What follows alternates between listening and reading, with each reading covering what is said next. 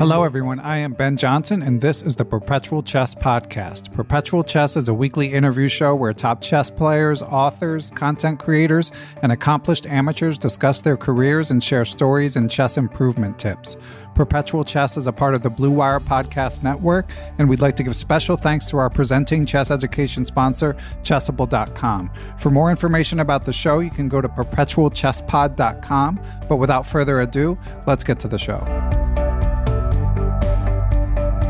And we are here today with a legendary author in the chess world. He is 89 years of age, best known for being the co-author of the absolutely legendary book. Some consider it possibly to be the best-selling chess book of all time, Bobby Fischer Teaches Chess. It, of course, was written along with Donn Mosenfelder and a certain Bobby Fischer, first published in 1966. This book was my first chess book, as it has been for so many others. And more importantly, it's often cited, again, as the best-selling chess book of all time, well over 1 million copies sold. Our guest is also a USCF master and an educational psychologist who's written and published a lot about educational technology and even specifically about the effect of chess on reading scores and other related topics. So I am super excited to welcome to the show Dr. Stuart Margulies. Stuart, how are you? I'm doing very well. I'm very excited to be talking about chess. Yes, and I'm so excited that you're still 89 years of age, still healthy and able to share your stories and perspective. We should say we're doing this by phone, but you sound good. Hopefully I sound good for the listeners. I thought this was the best way to do this, and I'm really excited to hear your perspective, Stuart.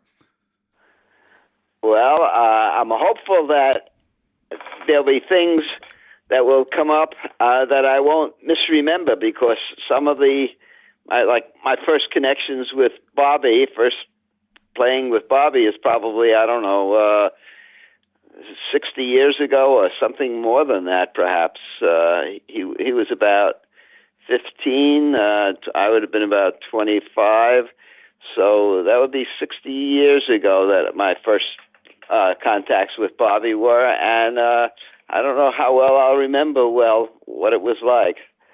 Well, let's hear it. So when you think of your first encounter of Bobby Fischer, now, obviously, as you say, many decades have passed, so it's possible you won't remember the very first encounter, but do you recall either your first time seeing Bobby Fischer or your first time hearing about him, which I'm guessing might have preceded seeing him? Yeah, Alan Kaufman's wife was a fan of his, and Jack Collins, Bobby used to go to Jack Collins' house, and that's where I played with him much. And Jack Collins' house was quite near my uncle's house, so I could easily pop over there and get to play with this kid, who gave me, even from the beginning, big odds. And here I was, a reasonable chess master, and I was being easily demolished, even at the odds he gave me, by this kid.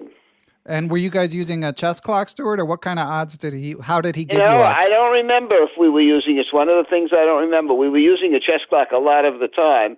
I presume that we were playing 5-minute chess mostly at that time, but I cannot actually remember if that's what we did. It was quite common around that time just to not use clocks, but to count. We play 10 seconds, and people would say, count to themselves, 1, 2, 3, 4, 5, 6, move, 1, 2, 3. A lot of chess was played with that 10-second kind of thing, but I think when I played Bobby, I played almost always with a clock. And most of the games that I played with Bobby in the early years were his giving me big odds, and typically he gave, at 5-minute chess, typically he was giving me pawn and 4 moves, which was almost inconceivable. After you play the first 4 moves, you think to yourself, I could pass now there. I've already got both knights developed and got the center pawns out there.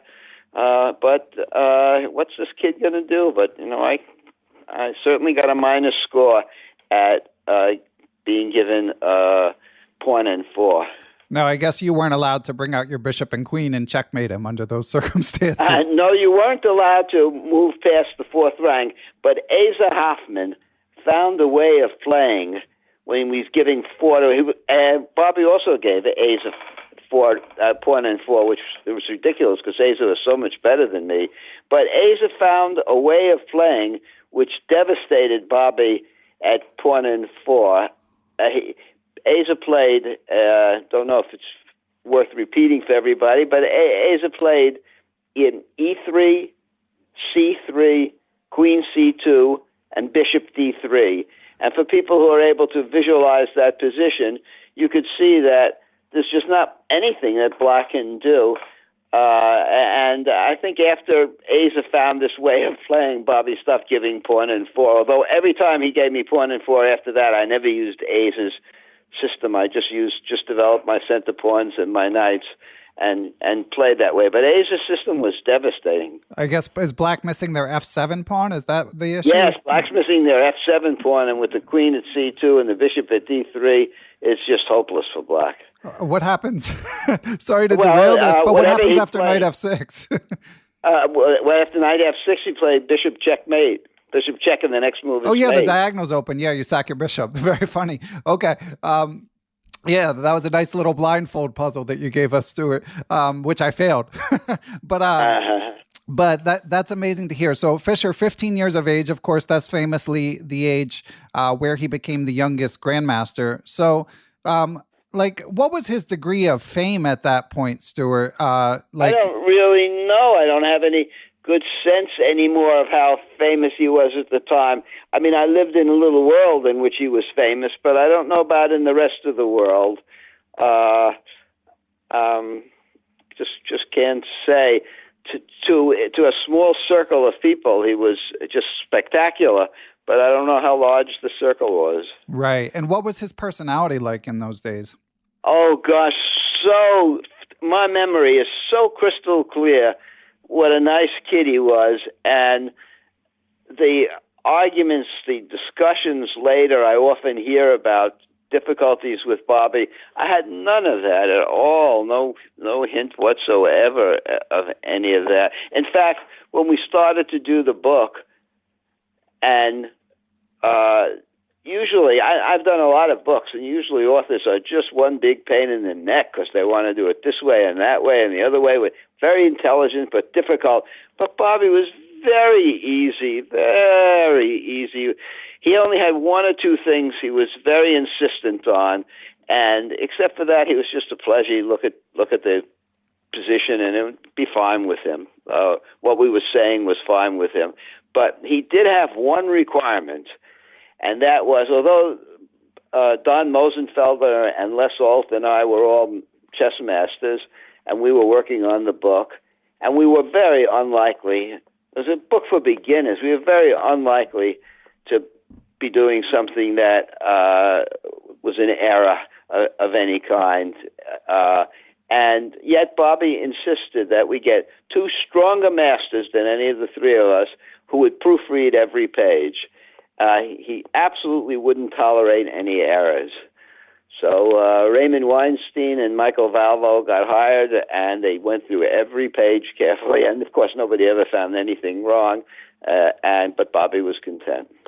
Yeah, there's so many fascinating things about the history of your book, Stuart, and one of them to me, and what you just mentioned is alluded to. The book has its own Wikipedia page, and it is alluded to on that. And to have 5 people working on a chess book in the early to mid 1960s struck me as unusual. It wasn't big. Unusual puts it mildly, yeah. Yeah, chess wasn't big business at the time. So how did this come about? And was it hard to get the publisher to bring in even additional people, as you said? Circumstances were very unusual, having nothing to do with chess, but programmed instruction that B.F. Skinner had developed was the format we were using in this book. Most people today, in fact, nobody today, would look at the book and recognize, they might see it's a little different than they've ever seen, but they would never recognize that it was done in the format of program instruction that B.F. Skinner had presented. And I was a program instruction author and working for Xerox, and Xerox found this was going to be a new way of showing program instruction. Or, most of the time, the books that I was doing were how the salesman should best present the product in program instruction form. That was the kind of work we were doing. But here was just something completely different, a chess book in programmed instruction. So, of course, for Xerox, the money was no issue at all. They hired Bobby to go on television and play games at Speed Chess and then talk about the book. The money problems was zero so far as Xerox was concerned, but that's how it happened that we got a great deal of publishing support. Okay, and of course this is your life's work, Stuart, but for our listeners, could you define program instruction or program learning? Awfully hard it's easy if you show some people some of it and look at it for 5 or 10 minutes. It would be hard to say if people don't know, but essentially each step, everything is broken into many small steps, and nobody ever makes an error in any small step. They are correct all the time, essentially 100% correct. Indeed, when we first did Bobby Fischer Teaches Chess, the first few pages where we would show people what a checkmate was, when we tested it out on people, and one of the things you do in program instruction is a lot of testing, we tested it out on people. Some of the people found it very hard to go from page 1 to page 2 to page 3. So we had to put in between pages to make it easier. And essentially, what was started as page 1 to 2 became something like page 1 to 12, page 1 to 15. So people could do it and not make any errors. And that's the characteristic of program instruction. Very small steps, carefully tested on a lot of people, and no errors along the way. Right, and quick feedback, like with the answers given right away, right? Yeah, that's right. Quick feedback with the answers given. We had a lot of trouble because, as people will have noticed, half the pages are upside down, right, because we had to do it so that people couldn't see the answer on the next page. But that was all of those were unique kind of things, because most times people who were writing chess books were doing it with careful notation, pawn to king 4, pawn to king 3. There's no notation in the book, and most of the pictures are just one picture on a page, which was extremely... Pandolfini said, that's how I'm going to do my books now on. One picture at a page is plenty. So it was different in that way. Of course, whatever it might have been, the enthusiasm of chess playing was so great in the Fischer-Spassky thing that it was no surprise that the book really sold well. In fact, if you didn't have a book, if you had like a television show, like Shelby Lyman's show, had a prodigious audience because so many people were interested in the Fischer-Spassky match. I think Shelby said that there was a tennis tournament, a major tennis tournament on at the same time as Shelby's show, and he had more watchers than the tennis players, which they never got before.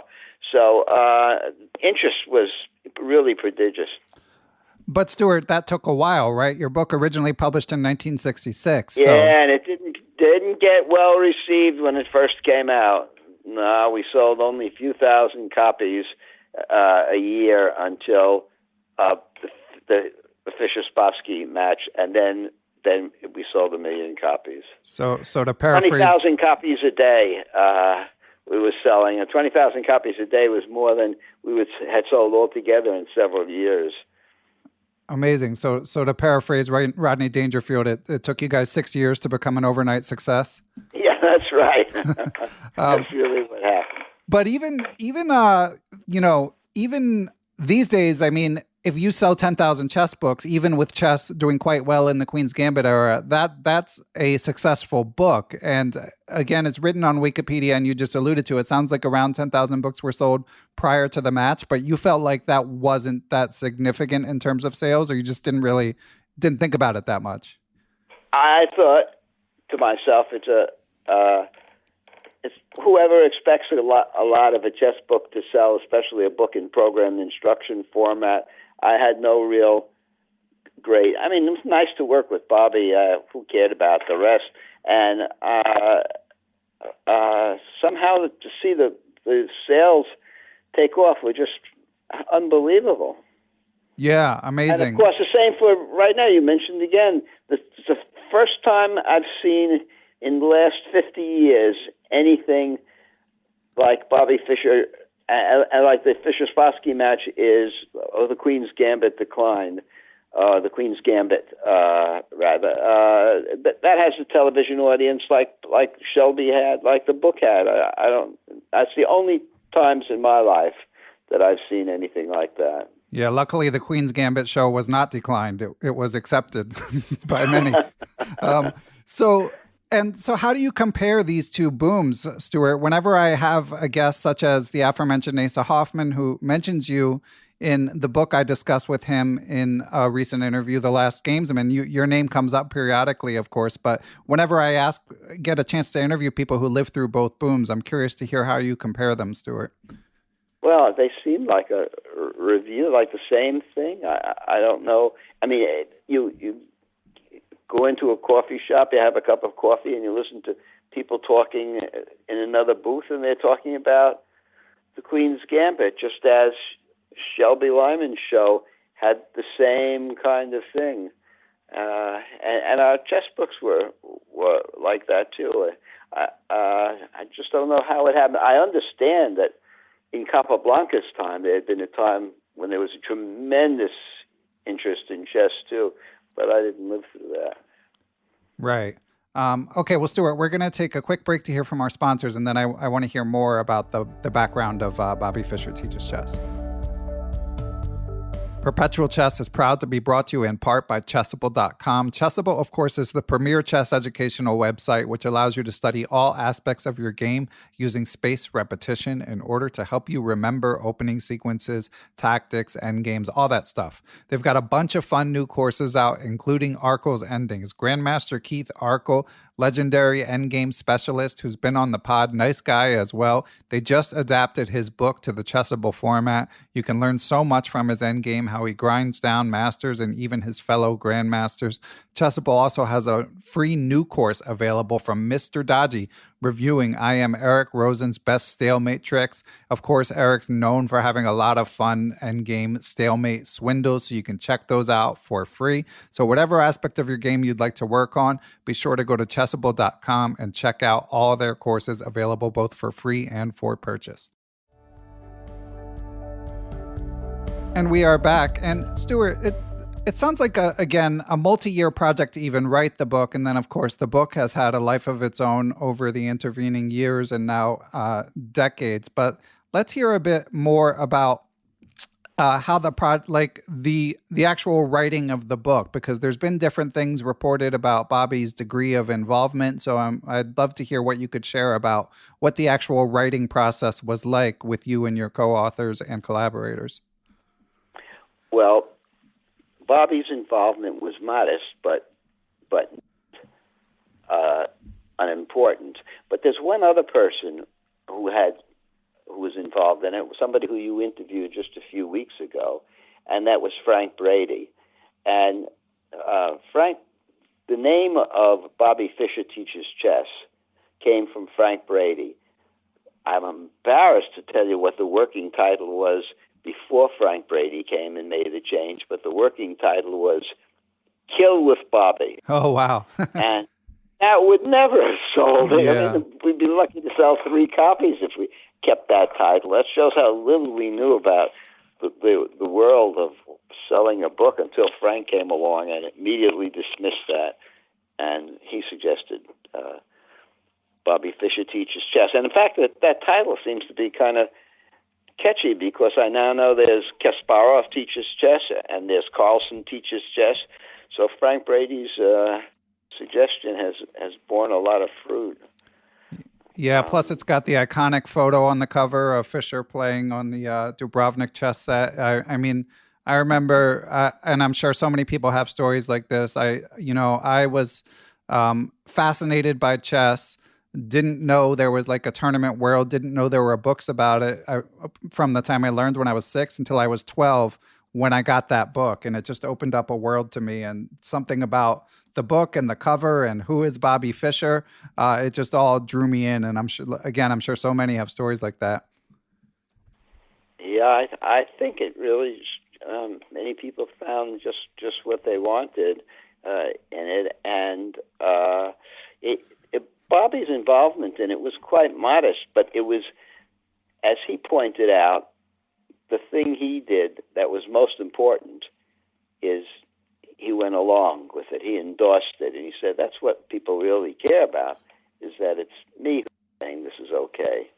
And it's the same thing with with Fischer random chess. Bobby is saying maybe other people have the same idea, but when I say this is something that we should be doing, it has a lot more clout than when somebody published in some obscure part of the world the same kind of idea. So Bobby Fischer's endorsement was important. Also, he made one change that was, I think, important.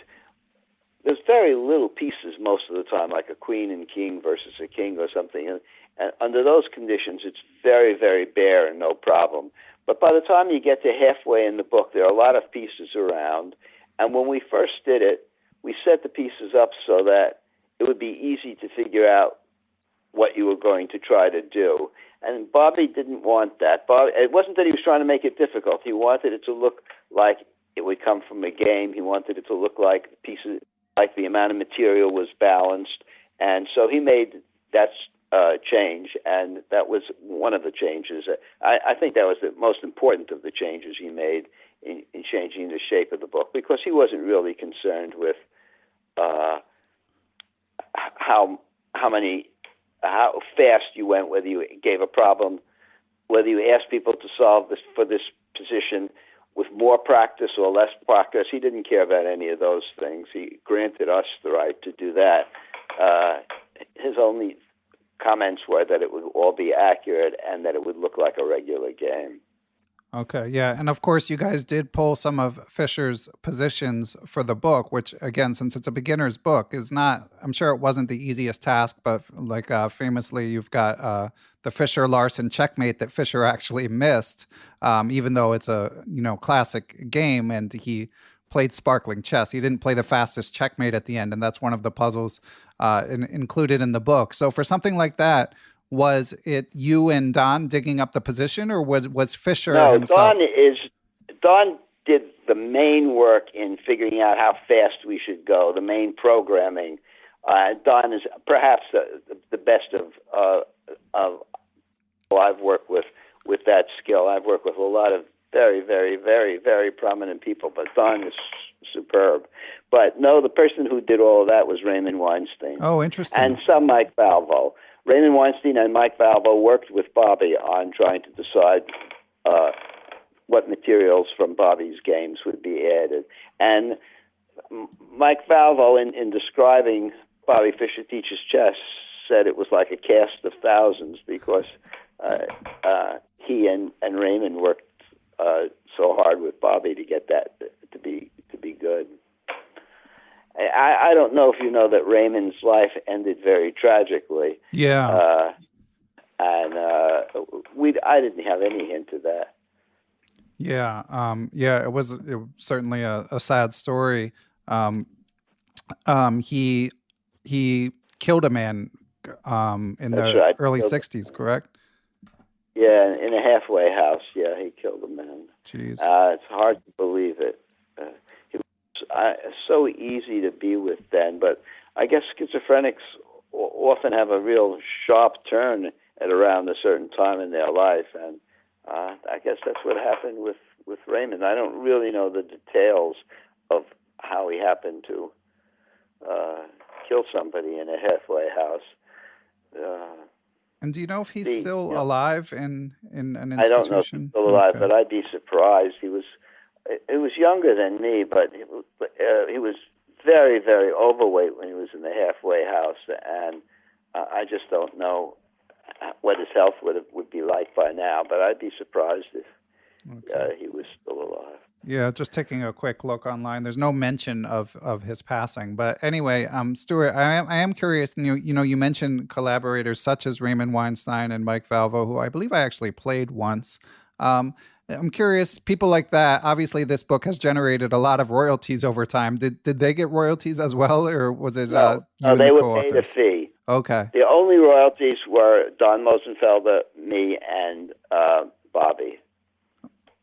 Okay. Yeah. And obviously, And and Bobby. One of the things about Bobby that I have somehow seen in papers that I don't feel is correct, but what I would feel is correct is, despite what so many people have said, to say that my experience with Bobby was he had zip interest in the way of money, and also at the same time he had no interest in how much he was getting or how to maximize it or thing. Despite all that, I think he was quite resentful that other people were making money from his work. So I don't know how to put the two together. He certainly wasn't trying to push for more money. In fact, at one time, we had the opportunity to serialize the book, and the was a major, perhaps the major publishing house or newspaper house that would have serialized the book, but put a position a day throughout the whole match. And they were offering very substantial sums, so that Bobby, who earned about $150,000 in royalties from Bobby Fischer Teaches Chess, would have earned about another $150,000 if he had agreed that we could serialize the book through the newspaper, I'm not sure what this wasn't. I don't think it was Hearst, but one of those major newspaper chains. And yet he turned it down, and he also said he wanted to popularize chess, and this was going to This would have increased the number of readers by 100% if we could have given the newspapers the right to put one position a day in every day. I never understood why he turned it down, and we could never talk to him about it because this was in the middle of the match or in the first stages of the match, and everybody agreed we didn't want to have any discussion with Bobby about any financial issues, where he disagreed or not. We didn't want to do anything to distress the match. But I thought if I could talk to him for 5 minutes, he would probably say, I'd love to do it. And who knows what he was told was involved in. He doesn't have much knowledge about a lot of things, or didn't at that time. So I doubt he really understood what was involved. And as I say, it would have doubled his royalties and increased the number of people who would know his name, see his work. But he said no, and we didn't follow up on it. Wow. Yeah, that must have been disappointing for you personally as well. Yeah, it was $75,000 check for me. Yeah, was disappointing, and I would have liked to have more more publicity for it too. And also, I felt we're getting a no from somebody who, if I could talk to for a minute, would change to a yes. All of that made it disappointing. Yeah, that whole period sounds like such a maelstrom with that match going on, and obviously this is pre cell phone age. You can't just text Bobby. You've got to try to get him on the phone halfway across the world. When we had his lawyer, but we did not feel that we could go through his lawyer. Just we didn't have a good relationship with his lawyer. Nothing bad, but nothing friendly either. Right. And how did your relationship with Fischer evolve over the years? Did you ever see him after he became world champion? No, never saw him after. I saw him, of course, in the streets and waved to him and things like that. But no, I never had another minute. I never played another game with him. I played so many games with him before he became world champion, but I never played. I say I played many games with him. I played something like 60 games where he gave me not just 1 and 4. The other times we played, he gave me 10-1. Or we played regular, he'd give me 10-1 and draw odds. And we played and played and played and played, and I finally won one game once. The whole time it was worth a lot to me to finally win a game. My sense is, despite what people said, about how he hated to lose. My sense is he was rooting for me. I thought he was really pleased that I finally win a game. Do you have a record of the game, Stuart? No, I don't. I would be writing it down as fast as I could. I can tell you what the opening was. I don't know if you know the name that we were using then. It was called the Kevitz defense. But I played that and got a very good game. And Bobby said to Kevitz about a week later, he said, I'd like to study your work. Stuart plays it against me, and he kills me with it. Well, everybody was astonished to think of me killing with him. What he means is I won one game in 60. Right, that's funny. And Kevitz, can you spell that? I'm not familiar with that opening. Alexander Kevitz, Kevitz. Oh, okay. I'll have the to... same opening has now got a new name. They call it the Two Knights Tango now. Ah, okay. That would explain, the Black Knights Tango, I guess. That would explain my lack of familiarity. And Stuart, if you don't mind my asking, are you Jewish? Yes. Okay. I guessed as much, but of course with Fischer's, unfortunate famed anti-Semitism, especially later in life, did you experience any anti-Semitism from Fischer? Oh, no. No, not the Fischer I knew wasn't like that at all. So were there any signs, of course, we discussed Weinstein's mental health issues. Were there any signs of any sort of imbalance in your encounters with Fischer? Zero. Wow. One time he made a hostile comment, a hostile racial comment. In many, many, many, many years of knowing him, that was the only thing. And even then, when I looked up at the thing, he just sort of brushed it aside as if, what did I ever say that for or something? No, none at all of any of it. In fact, in the Marshall Chess Club at the time, we had no black players.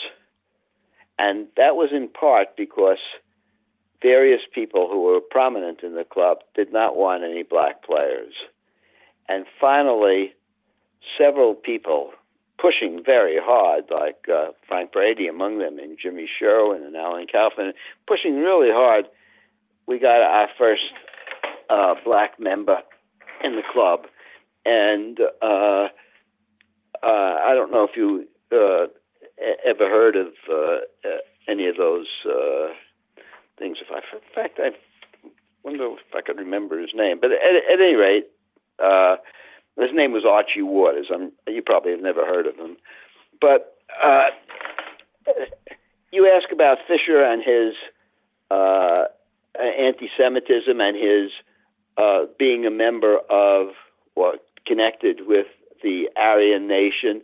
So here's Archie Waters, a black guy in the club, and Fischer and Archie Waters get to be really good friends.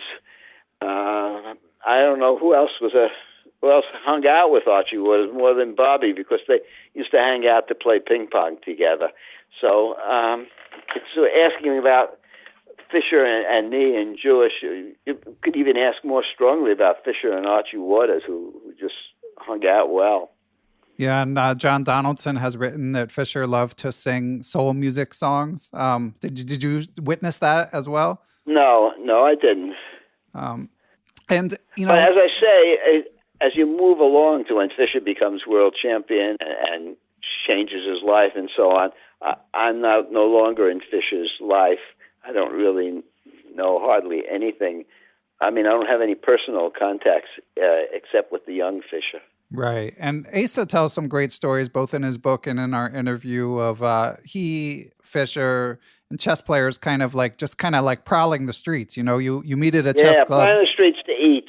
Yeah. Were you involved in any of those? Yeah, a little bit. He liked these delis, and somehow he might prowl the streets to go to the delis.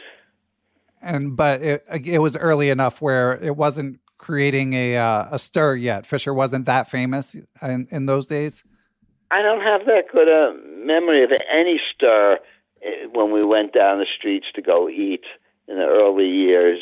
I just don't have any memory at all of it. And a lot of the time when I was seeing Fischer at Jack Collins' house, So we wouldn't be going out to.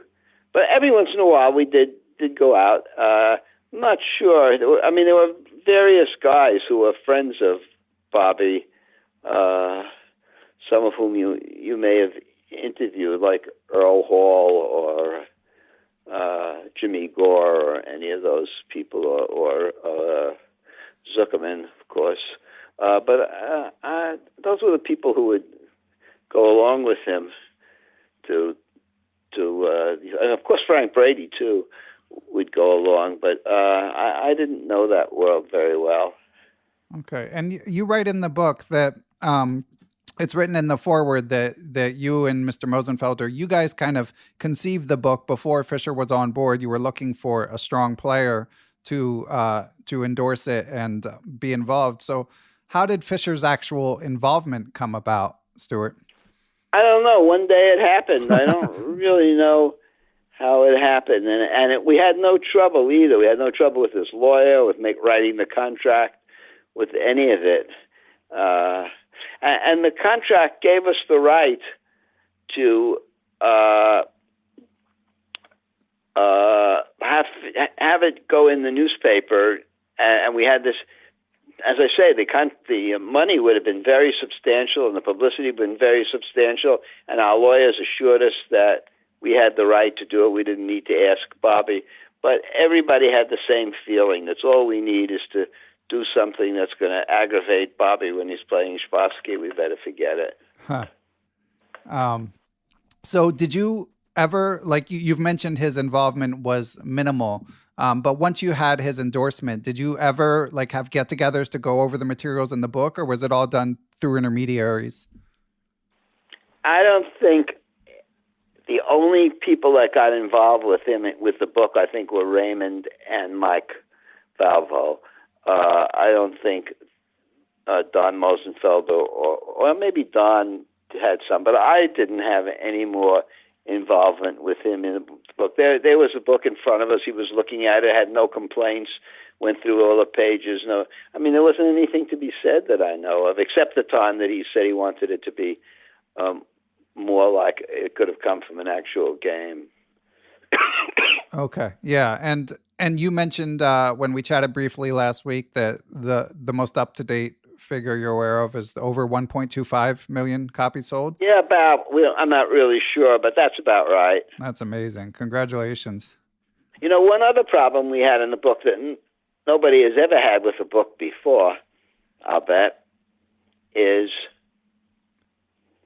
a little later, after Bobby was world champion, and we wanted, the book was coming out and he was getting his royalty checks.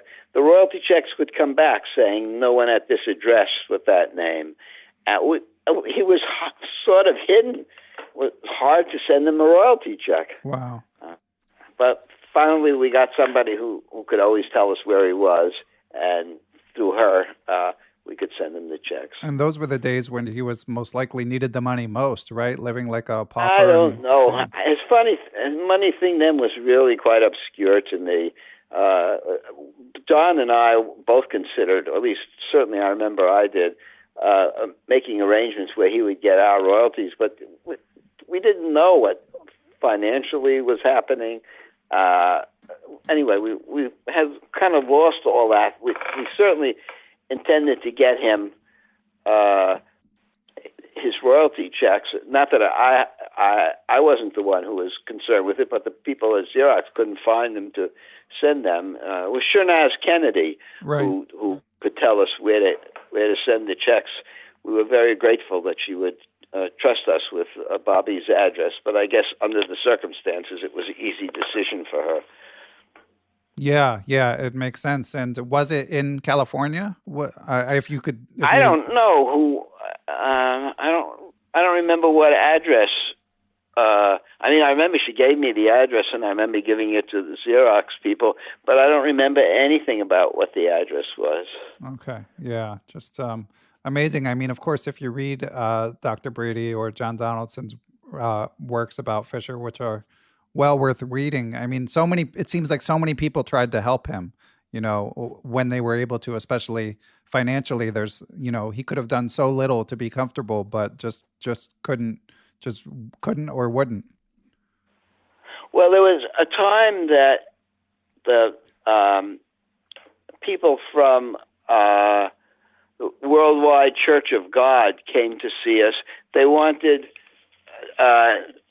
Bobby to write a series on the middle game, and that would have kept Bobby busy and would have yielded a lot of money. But I don't know why nothing ever came of it. Did they want Bobby to write it, or did they want you guys to write it and put Bobby's name on it? I wouldn't phrase it that way, that we would write it and put Bobby's name on it. We would write it with Bobby if we were going to write it, but neither of us had any interest in writing another book with Bobby. Not that we had any trouble with the first, but our life had gone different directions. Yeah, and I would like to hear more about your research shortly. But Stuart, just to wrap up the endlessly fascinating topic of Fischer and this book in particular, so what is your most cherished Fischer memory? I mean, as someone who got to play him so many times, is it beating him, or is there another one that stands out? Well, I'm embarrassed to say this, but the thing that you said is what is my most cherished memory. You shouldn't be. Yeah, that would definitely be mine as well. But I won a lot of games against Bobby. For example, sometimes we would, after he gave me pawn and 4, we'd get into rook and pawn endings where I might have king rook and 5 pawns against king rook and 2, and I might win those games too. And that would please me a great deal too. Most of the time, if I would get into, say, king rook and 4, with me having king rook and 4 and Bobby having king rook and 3, I could just resign. I couldn't hold it. If a king rook and pawn ending, a pawn ahead, would be hopeless for me to try to win. Try to even draw. Bobby somehow, nobody seems to make such a fuss about how terribly difficult it was to play king rook and pawn endings with him. Huh. Yeah, he was amazing at all phases of the game. Well, Stuart, we're going to take one more break, and then I've got a few listener questions for you related to your research. I've been digging deeper, looking at my analytics on Aimchess.com, specifically trying to improve my time management at Blitz Chess, as you guys have heard me discuss before.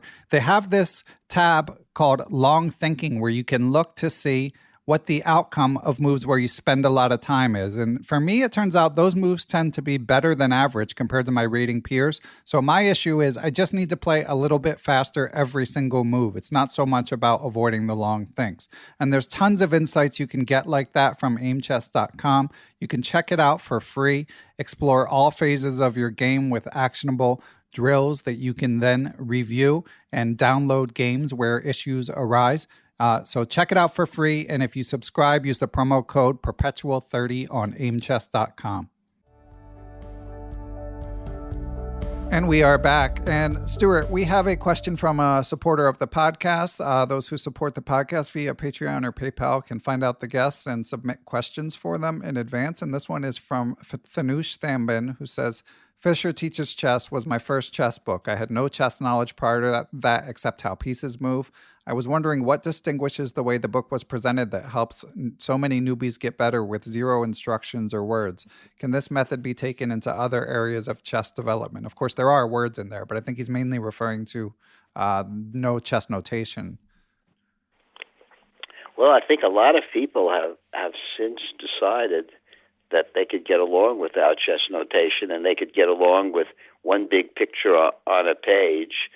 And so I think that's what's going to now be, or that is now fairly commonly seen. And the idea of doing it with the B.F. Skinner approach, which hardly anybody would notice or talk about, is also very appealing to me. But I don't think that will take off because B.F. Skinner's work is not so well known, and it isn't so clear what you have to do in chess to make it such that everybody could go from page 1 to page 2 to page 3 without any difficulty. So that is a method which is used in many other places beside chess, and I think it could be used if people write about the chess middle game and the chess end game. I would think that would be a very appropriate tool for them to use, but I don't know if that will happen because it's not so well known. Okay. Yeah, and we had another listener question. This one's from Tyron Ross Price, and he asks, what have you learned about the learning process that would improve Bobby Fischer Teaches Chess? And have you considered making a Chessable course, which I can tell you about Chessable if need be, Stuart? I don't know enough about Chessable courses to know about.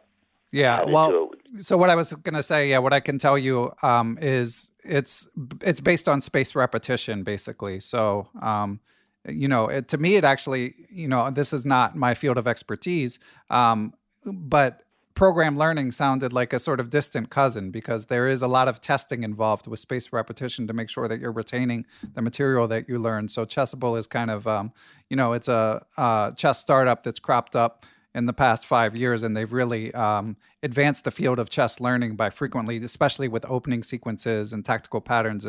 They help you learn a lot. But I'm guessing that you're retired from books, courses. Well, I'd like to learn about it. It sounds quite compelling. Oh, yeah. Well, we can talk more about it when we're not recording. I should obviously, regular listeners know they're a sponsor of the podcast. So I'm not trying to derail this into an infomercial, but I am a legitimate fan of it. But basically, to answer the rest of Tyron's question, it sounds like you're not working on any new chess material currently.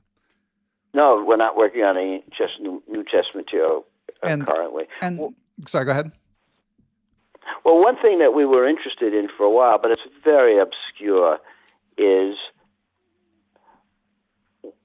what is the beauty in chess? And many people have said that they find some chess moves beautiful, or even many chess moves beautiful, or even all of chess beautiful. And so one thing we were doing was research into what makes a move beautiful. And it takes a long time to say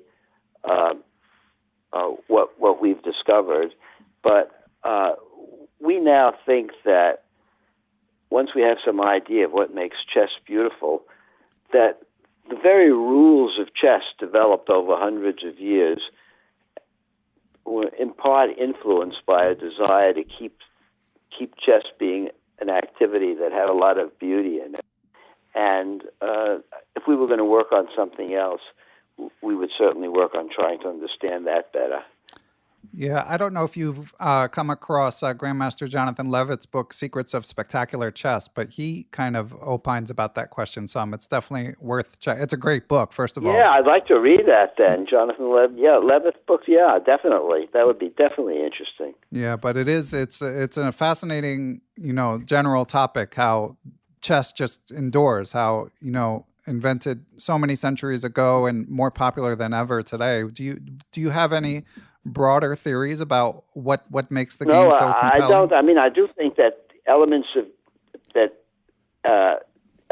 beauty are just infused in chess. And indeed, one of the concerns I've always had is that whether random chess, which solves the problem of having people get all prepared and having computer preparation, but whether the rules of random chess allow for as much beauty in a chess game as the current rules, or whether one could change random chess so that you could get more beauty into it. But those would be complicated questions to solve. Yeah, I wonder about that as well. I'm skeptical, I have to say, that it can hold up, although I do understand that, especially at the professional level, the opening memorization can be overwhelming. And Stuart, I'd also like to talk about your research a little bit. Of course, you've written about the effects of chess on reading scores. I read the paper that I could find online, but I believe you've written more than one paper. Could you summarize both your research and how you would update it, or what has changed in the many years since that's been written? Well, one problem for me has been, when people do research studies in schools, they usually try to complete the study within a semester or 2 semesters. And a lot of the time has to be spent, if you're dealing with kids who are 9 and 10 and 11, with teaching them the rules. And there's only so many hours that they play in during the rest of the semester. So when you're talking about whether playing chess helps you to learn to read, you're usually talking about a very small amount of playing chess, because they might play an hour or 2 a week after they've had 10 weeks or so of getting really familiar with how to play. So it's very hard to get a good result. I did do one study where it showed that people who had learned to play chess were showing a bigger gain in reading score than people who hadn't learned to play chess. But when I did the study over again, I didn't get the same result. And it seems really not replicable and not easily replicable. So my present thinking is that chess is somewhat helpful, but very little helpful, just barely. It's uncertain whether you get in one semester of playing chess, whether you get any gain at all in ability to do well in reading or math. I just plain know. I don't think anybody would know. But one thing we did learn is that if you had a chess club, the people who came to the chess club were, it's voluntary, come anybody, no pressures of any kind. But the people who chose to come and to play turned out to be the best students in the school, turned out to have the highest scores in reading in the school. And nobody said, oh, that shows that if you play chess, you get to be very good in school. Everybody said, well, people who are very smart and very good readers come and like to play chess, but it isn't chess that did it. But of course, some people might think chess is of some help in that. It's really just quite unknown at the moment. Yeah. Yeah. I mean, obviously, all of us chess teachers, we believe that chess, I mean, first, we hope it's helpful, but more broadly, I think at least it can't be bad. But I know that, these studies, they remind me a bit of nutrition studies where like the science changes over the years. And just when you think one thing is true, another thing is discovered, and it can be very hard to isolate variables. But I mean, to me, it's admirable that you did attempt to replicate the study and that you're forthcoming about the fact that you didn't have the same results the second time around. Well, one thing that did happen is the principals of the Bronx schools where we were doing the study, at the beginning, when we first came there, were quite negative on allowing kids to play chess in the classroom, because they said, we want kids to gain in reading and math. How well we're evaluated as principals depend on how well our kids do. We just can't have them wasting a lot of time messing around playing chess. But the principals gave up that criticism when they saw that it might help and it might not, but it wasn't hurting. And so that what you just said now, I think, is how the principals would generally feel. Okay, if you want to mess around playing chess, it's okay with me, because it's not going to be harmful. And indeed, even in some countries, or at least in one country, I think it was Armenia, they decided that all the kids could learn to be helpful. Yeah, and of course, Armenia has churned out some amazing chess players as a result. And Tatyev Abrahamian, Armenian turned American chess champion, has talked about learning chess in schools there. And obviously, another converted American, Levan Aronian, did quite okay with his chess.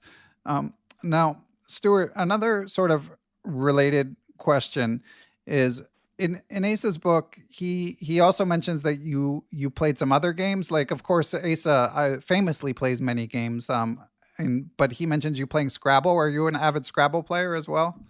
Yeah, I did play a lot of Scrabble. And when I grew up, people who played chess did not play so much in the Marshall or Manhattan or Log Cabin or any of the other chess clubs.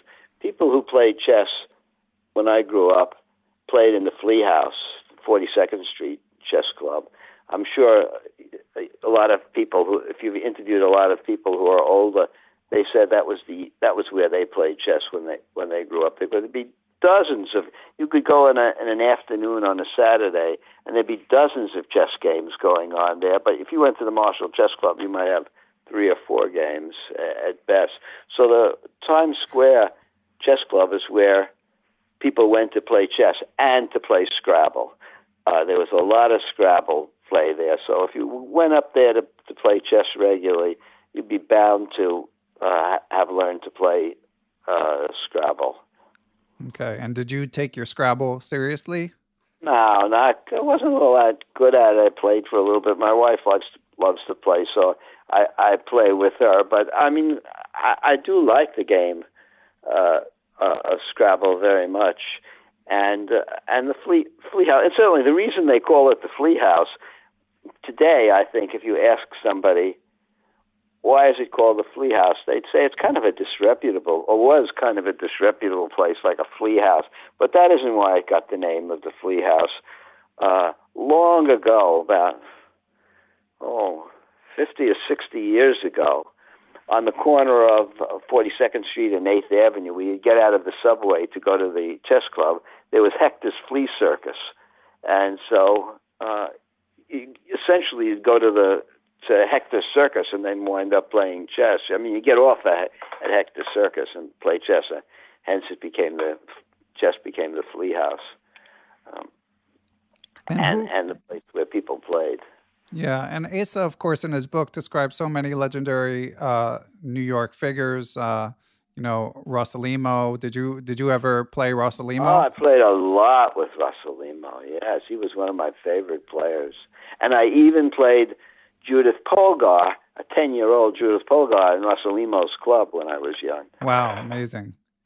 How'd that game go? It was a draw. Oh, great. Yeah. And I'm very pleased with it. I often tell people, I played that Judit Polgar. Yeah, we drew. Yeah. I didn't say that was a 10. If she was 10 and a half, I wouldn't have had a chance. Yeah, you got her just in time. you wait 6 more months and it's all over. That's what it would have been. Yeah. Nicolas Rossolimo was, of course, a wonderful person to have there. Yeah, and so he has and also the one who played beautiful chess. He really cared about beauty in chess. Glorious. Anyway. Yeah, no, I'd love to hear more stories. Did you visit? He had a chess venue. I don't know what to call it. Did you visit his chess store? Have you ever had a glass of water? Have you ever had a hamburger? Yeah, of course I did. So that was another place to play. Yeah, I would say that it competed with the Flea House because the Flea House had a very strong player who played there all the time, was always available, came there every afternoon, made his living at it. A lot of people have made their living in chess just playing for small stakes, but the Flea House had one player. You may not know him. His name was Abe Turner, but he was a very strong player, and he was there every day. But Nicky's place had Nicky, so right. You could play with Nicky. So those are the two places that were most desirable. But Nicky's place came much later. Okay, this is Nicky Rossolimo, of course. And so in these encounters, would you, as a matter of course, play them for money, Stuart? Yes, as a matter of course, I would play for money, yeah. Okay, and were you were you expecting to hold your own, or were you just kind of like... Gosh. Obviously, in the case of someone like Rossolimo, he could give odds, but the point is, you were okay with losing a bit of money. Of course, okay. Of course. Are you kidding? It was so little to lose and to play Nicky. Yeah. Oh yeah, play Nicky and play Abe Turner too. Yeah, sure, it's great. It's amazing to me that I could get along just losing so little money. You have all these people who make a living. Or not all these, but some people who make a living playing chess for small stakes make a living at money, professional chess players. But there's also a stack of us who enjoy our lives regularly losing to these people. Right. You'd have to have a lot of us for a few of them. So, yeah, it was great. Well, it's good that you have that attitude. And in your aforementioned study, you mentioned one of the people that you thank for your help with the project is a young Maurice Ashley. So how how well have you known Maurice over the years? Not at all. I mean, I played with him a few times, but that's all. I really don't have very little connection with him. Okay. And in terms of like legendary New York City chess figures, Stuart, is there anyone that you feel like we haven't mentioned that we should have? Well, not a legendary chess figure, maybe, but I have to think of his name. They called him the Fox because of his involvement with the Lindbergh kidnapping. His name will come to mind in a bit. Anyway, it was always interesting to me to play him, and there were quite older players who would come around sometime. It was always exciting to me to play one of these people who knew everybody from the old days. I'm not sure how well I remember their names without thinking about it. Kupchik was one of them. I don't know if you've ever heard that name. But these were people who were much older than me. I mean, I was a young kid, and they knew. I mean, they played with Emmanuel Lasker and that group. They were really exciting to talk to. And even the younger player, the guy who plays on the street corner or played on the street corner in New Orleans for all those years. Jude Acers? Yeah, Jude Acer. Talking to Jude Acer was terribly exciting for me because Jude Acer knew everywhere that Paul Morphy had played. He could take me to the house where he was born, to where he played. He could tell me the names of people he played with and what they did. So I was very taken by connections with guys like that who knew some of the older players. Yeah. Jude Aces is one of those players. It's amazing to me that he made his living all those years on that little corner in New Orleans. Yeah, I've never met him in person, just exchanged a few emails. Shout out to Jude if you're listening. I'd love to get to play him sometime. And Stuart, just to tie it up, how did you get into chess to begin with? What was your entry into the game? My uncle taught me to play one day, and then it turned out that a second uncle of mine was Irving Shernaz, a distant relative. Oh, wow. And my uncle got Irving to come in and play with me and give me his book. That was very exciting. And somehow or other, then I started to play. I mean, Irving must have been an absolute walking chess encyclopedia. I mean, his enthusiasm for chess is obviously, it's so evident in his books. Well, I wish I had more connection with him, but I didn't. Just he came to the house once and he gave me queen odds, and he got 4 moves, and I think it's amazing. This is the first time I've thought of this in 60 years, is to think of the time I met him and how we played. It's really quite distant. Okay. And other places too. There was the Rice Progressive Chess Club. Probably nobody that you've ever interviewed has ever been to the Rice Progressive Chess Club. Probably closed 60 years ago. But it was an exciting place. It had been taken over by cards because the guy who ran it, who crushed me whenever we played, he was so strong, a chess player, had become a card player and made a very good living playing Spanish pinochle with local people for high stakes. I love it. Yeah, so much game history in New York City.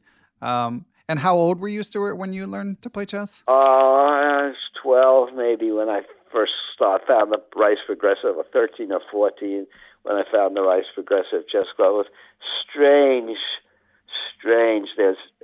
There was no chess in the Rice Progressive Chess Club. There was the bottom floor had chess pieces, old chess pieces, and then you have to go up the stairs, which you weren't welcome to do, where they were playing cards for very high stakes.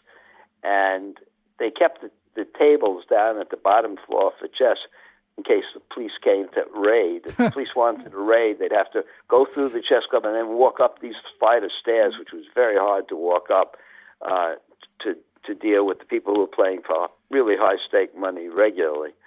And so this was this place that had just these chess, and every once in a while, the guy whose name I'd have to remember would come down. He was maybe fourth or fifth best player in the country in his time, extremely strong.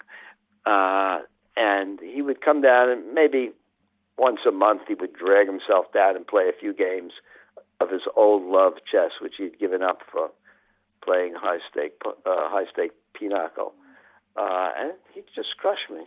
And so you'd be down there waiting, or there'd be other people playing? Other people came too. I mean, some of my friends came down to see him, and they were good players. Elliot Hurst and Jimmy Sherwin. Yeah, all those players, they got crushed by him too. Wow, amazing stories. And what about I'm just thinking aloud of sort of New York chess figures like Fred Reinfeld or Al Horowitz. Did you intersect with them at all? Al Horowitz, plenty, but Fred Reinfeld, never. Okay. And Al Horowitz gave me very big odds in chess, but he was unable to win at the big odds he gave me. He lost almost every game. And Bobby said, the strong player should know not to give more odds than he can. He's supposed to know all that, but he said he's just too ego involved. He won't play you at any. Anyway, that's what I remember about Al Horowitz. Other than that, he was just. Not including that, he was just a fine person to play with. Way, way, way stronger than me. Okay. Very good player. And of course, he also sold a lot of chess books. When to bring it back to Bobby Fischer Teaches Chess, when you were writing this book. Was your vision behind it primarily to share your knowledge of chess, to utilize program learning? Like what drove you to utilize program learning was my main interest. I especially would have liked to teach my girlfriend to play a little bit, and she was the one who made us expand the number of pages enormously, because although she's very smart, she just couldn't do a checkmate. Couldn't tell when it was checkmate or not. Needed practice and practice and practice and practice. And we had to put in, is there any place for the king to escape? Is there any piece that can intervene? We had to put in all of that sort of stuff, pages of it, in order for her to do it. But I was interested in just using Skinner's work as a tool. I was working with doing Skinner's work, that program instruction work, and other things when tried to apply it to chess. Well, I can't imagine how many people have learned chess. Well, I guess I can. Could be 1.25 million have. Oh, yeah. I suspect, yeah. If you sell 1 million books, a lot of people, like one person gets the book and 3 read it. Yeah, well, I've only bought 3 of them, Stuart. I can only account for 3 of them. One when I was a kid, one in the past couple of years, and then there was a time when I was donating chess books to a jail and purchasing new books, and I reached out to the guy who gave the books to the prisoners, Troy, and he specifically requested your book because of its lack of notation, because he was saying there are people in jail who love chess and want to learn chess but can't read, so it's the perfect book for it. Wow, that's really nice to hear that there are people who liked it under those circumstances. That's very, very pleasing to hear. Yeah, well, and again, thank you for this book, Stuart. This has been amazing. Before we let you go, is there anything else you'd like to discuss, whether it be related to your research or stories that you haven't yet had the chance to tell? No, one thing I think is that there's something. There's another aspect of chess that nobody ever mentions that I have seen become very important to people, and that is, I had a friend, about a 2100 player, who had very serious surgery and was in a great deal of pain. And he said that reading chess magazines, reading chess books, allowed him to somehow turn his attention when he needed to away from his physical pain and just to get deeply absorbed in chess. And since then, I've met quite a few people who have found that they need to distract themselves, if they want to turn away, if they want to do something that they'll care about when things are really bothering them, that chess is the solution to that problem. And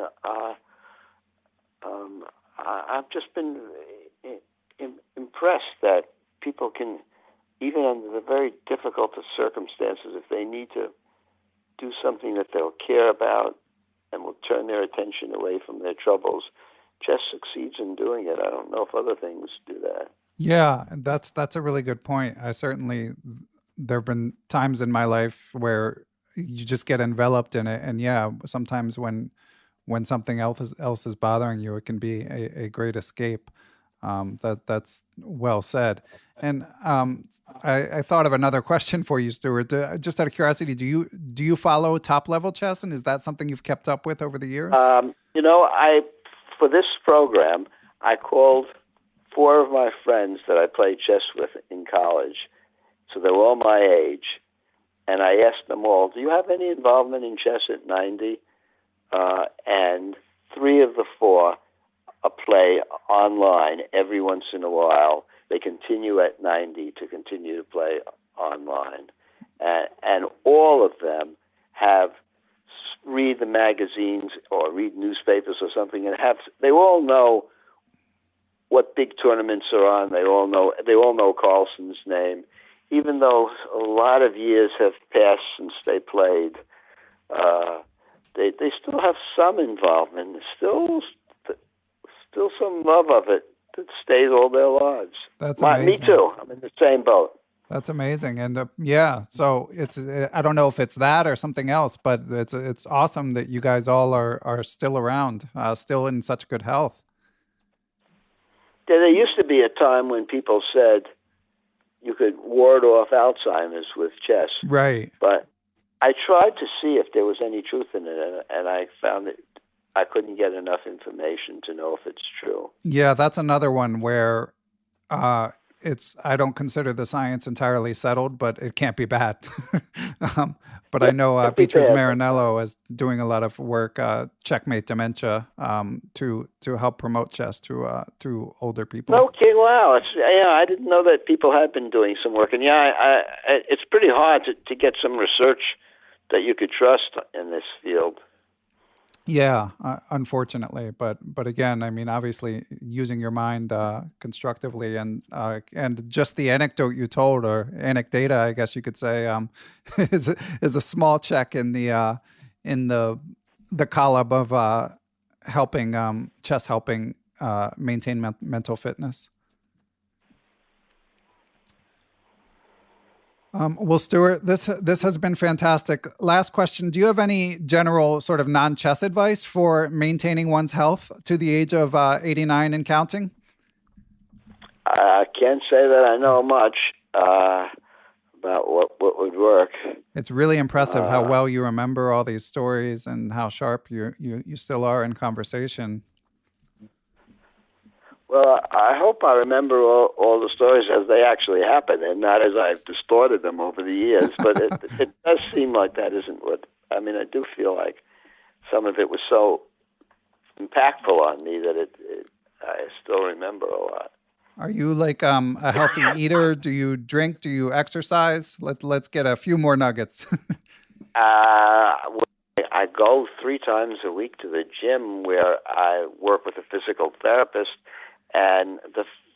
But it's kind of very mild work. I don't know that people would be impressed by how mild my exercise regime is. But I do it. And are you reading a lot, doing any chess puzzles? What about mental? Yeah, I do read a lot. And one thing I read a lot of is New in Chess. But I have a rule in New in Chess. I don't know if anybody else would ever have this rule, but I have a rule in New in Chess. When I'm feeling, I sometimes have acid stomach, a difficulty that can really distract me. And the rule I have is when New in Chess comes in, I leave it in its wrapping, And if I'm suddenly bothered by some acidity, then I come inside, I take some Tums, and I open up New in Chess and let myself just sink into it. That's great. Yeah, it is a fantastic way to keep up with the chess news. Always great pictures and great game analysis. And do you have? I keep saying it's my last question, but I keep thinking of one more. Do you have a favorite chess book that helped you along the way, Stuart? I've read really very, very, very, very, very, very little in the way of chess books. I don't know why I didn't try to enhance my chess much, by far the books I've liked the most have been the Sazanko books. Yeah, but they don't teach you so much to play chess as they're just glorious books, I think. you've got good taste, Stuart. Yeah, Grandmaster Jenna Sazanko has some great sort of chess history and memoirs and just stories of his interactions with so many legends, especially Soviet legends. Yeah, and he's such a person. He's so appealing a person. Yeah. Anyway, that's my favorite of in the chess world, I think. So to get to the chess books that I read. So to get to I have other books. What other books? Are you a fiction reader, nonfiction? Well, I certainly liked all the chess fiction. I certainly loved all the chess fiction. There's one chess fiction that nobody seems to have ever heard of.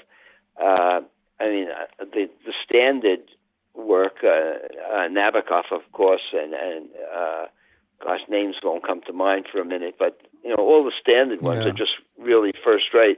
But there's also one that nobody has ever heard of that I thought was just great, and it was called The Change of Air, and it was written by Ivan Gold, and it takes place in the chess club on 14th Street. I don't know why it never got to be more popular. It won the O. Henry Short Story Award for the year, and I never see it in any chess publications. But anyway, that's another one of those. Okay. I think if there's anything about chess that comes up somewhere, there's a good chance I'll get to it, even if especially if it doesn't have any moves. And of course, Frank Brady's book was terribly impressive to me. Yeah. Endgame or Profile of a Prodigy? Or? Yeah. Well, I didn't like Profile of a Prodigy so much as I liked the second one of them. Endgame, yeah, fantastic book. And his descriptions of Fischer. I mean, I know you're quoted in the book here and there, but his descriptions of Fischer rang true to you. Yes. Although there's one thing I hold against Frank, and that is I felt that the last part of the book, he was kind of pulled his punches a little on how weird Bobby had become at the very end, and what his broadcasts were, the Spanish broadcasts. Yeah. I think that Frank really kind of was very mild on that. Yeah. Yeah, it's a fair criticism. It's tough when these guys are your heroes, Yeah, it's tough. Yeah. You worship one thing they do, and then they're just reprehensible in other ways. It's a fine line to walk. Many people don't. The question of what to say about in the chess museum about Bobby has bothered many people here and there. I think what they decided to do is right, but some people wish to have much more of the negatives of Bobby included. I don't think so, but anyway, that's a difficult problem for everybody to solve. Yeah, it is. But I think for better or for worse, it doesn't do any good to hide it, unfortunately. And truly, the last question, Stuart, since now that I know that you've read very few chess books, how did you become a master at a time when there were not that many chess masters? There were not that many chess. The list was really quite modest. Playing in the Flea House, that's how I got to be a better player. Flea House. One time, not one time, but many times, I would get to the Flea House at 4 a.m. because I had a job that finished at 3:30 in the morning, and sometimes I wouldn't want to go to bed. And I could go to the Flea House at 4 a.m. and still find chess players. It was really, and Scrabble players too, especially Scrabble players. I don't know why, but I learned to play in the Flea House mostly, and of course in Jack Collins' house too. Jack Collins was very receptive. Yeah, and of course he had a legendary chess library, but you were mainly playing there? I never read one of Jack's books. I didn't even know he had a legendary library. Okay. Yeah. And were you going over hardly ever read a chess book. Were you going over the games, Stuart, after you played, or No. I never went over you're the like games. I never got to be good, and never got to have a positional sense. Never was a strategist. If it wasn't mating by sacking the queen, that's about the best I could do. Okay, well, it worked, and Stuart, this has been fantastic. Thank you so much for sharing all of these awesome stories. Me too. It's a real joy to talk to you. Thanks to everyone who helps make Perpetual Chess possible. Big shout out to my producer, Matthew Passy. I'd also like to thank the Blue Wire Podcast Network, with whom we are proud to be affiliated. Be sure to follow us on social media, BennyFischer1 on Twitter, at Perpetual Chess on Instagram, or you can join the Perpetual Chess Facebook group. You can email me, ben@perpetualchesspod.com. And of course, last but not least, I'd like to give major thanks to the Perpetual Chess Patreon and PayPal supporters. Those who choose to join that community based on their level of support can do things like submit questions for guests of the show, have access to live Zoom Q&A lectures with grandmasters who often have appeared on the show, going over chess games, answering questions, stuff like that. And you can even get access to ad-free Perpetual Chess if that's your preference. But most of all, thanks to everyone for listening, and we will catch you all on the next episode.